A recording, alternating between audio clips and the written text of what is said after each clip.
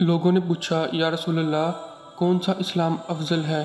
تو نبی کریم صلی اللہ علیہ وسلم نے فرمایا وہ جس کے ماننے والے مسلمانوں کی زبان اور ہاتھ سے سارے مسلمان سلامتی میں رہیں۔ صحیح البخاری حدیث نمبر 11۔ ایک دن ایک آدمی نے نبی کریم صلی اللہ علیہ وسلم سے پوچھا کہ کون سا اسلام بہتر ہے؟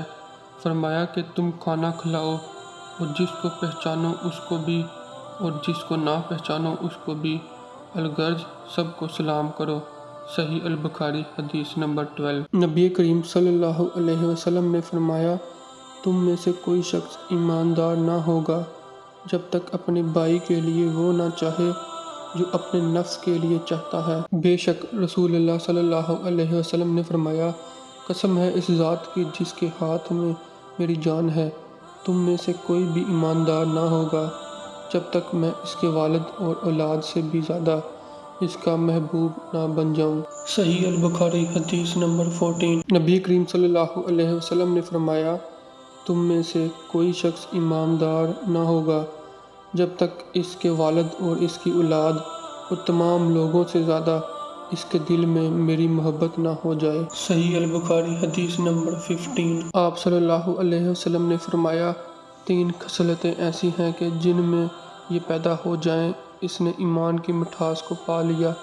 اول یہ کہ اللہ اور اس کا رسول اس کے نزدیک سب سے زیادہ محبوب بن جائے۔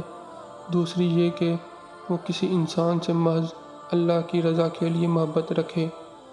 تیسری یہ کہ وہ کفر میں واپس لوٹنے کو ایسا برا جانے جیسا کہ آگ میں ڈالے جانے کو برا جانتا ہے۔ صحیح البخاری حدیث نمبر 16۔ آپ صلی اللہ علیہ وسلم نے فرمایا انصار سے محبت رکھنا ایمان کی نشانی ہے اور انصار سے کینہ رکھنا نفاق کی نشانی ہے۔ صحیح البخاری حدیث نمبر 17۔ رسول اللہ صلی اللہ علیہ وسلم نے اس وقت جب آپ کے گرد صحابہ کی ایک جماعت بیٹھی ہوئی تھی فرمایا کہ مجھ سے بیعت کرو اس بات پر کہ اللہ کے ساتھ کسی کو شریک نہ کرو گے، چوری نہ کرو گے، زنا نہ کرو گے، اپنی اولاد کو قتل نہ کرو گے اور نہ عمدن کسی پر کوئی ناحق بہتان باندھو گے اور کسی بھی اچھی بات میں اللہ کی نافرمانی نہ کرو گے۔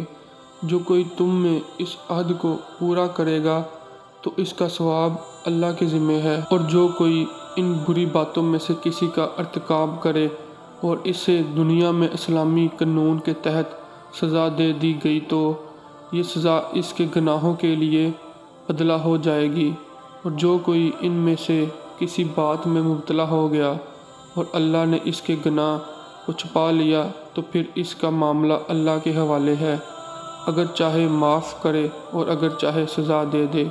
صحیح البخاری حدیث نمبر 18۔ رسول اللہ صلی اللہ علیہ وسلم نے فرمایا وہ وقت قریب ہے جب مسلمان کا سب سے عمدہ مال اس کی بکریاں ہوں گی جن کے پیچھے وہ پہاڑوں کی چوٹیوں اور برساتی وادیوں میں اپنے دین کو بچانے کے لیے بھاگ جائے گا۔ صحیح البخاری حدیث نمبر 19۔ رسول اللہ صلی اللہ علیہ وسلم لوگوں کو کسی کام کا حکم دیتے تو وہ ایسا ہی کام ہوتا جس کے کرنے کی لوگوں میں طاقت ہوتی۔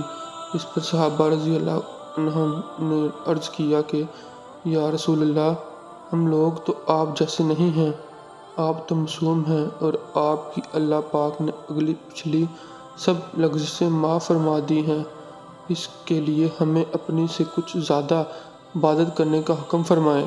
یہ سن کر آپ صلی اللہ علیہ وسلم ناراض ہوئے، حتیٰ کہ گفگی آپ صلی اللہ علیہ وسلم کے چہرہ مبارک سے ظاہر ہونے لگی۔ پھر فرمایا کہ بے شک میں تم سب سے زیادہ اللہ سے ڈرتا ہوں اور تم سب سے زیادہ اسے جانتا ہوں، بس تم مجھ سے بڑھ کر عبادت نہیں کر سکتے۔ صحیح البخاری حدیث نمبر 20۔